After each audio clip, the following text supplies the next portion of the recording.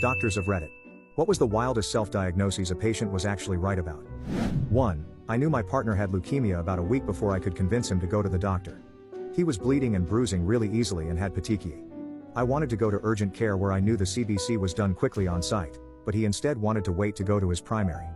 I took him to his primary and had a bag packed for the hospital in the trunk. The doctor told him it was likely a B12 deficiency but that he'd do blood work to put my mind at ease anyway. I asked if the CBC was done on site or not and he said it was sent out. I asked if he planned to rush the CBC. He got very angry and said, "There's nothing the CBC could show that would change my treatment plan." Then he told my partner he needed to stop me from Googling. We got a call that night from the lab that his WBCs were dangerously high and platelets were dangerously low and I had to immediately take him to the ER. I did, and he was diagnosed with acute leukemia. 2. Woman in her 40s came in and told me she was having seizures. I asked how she knew and she said her right hand would periodically stiffen. There was no loss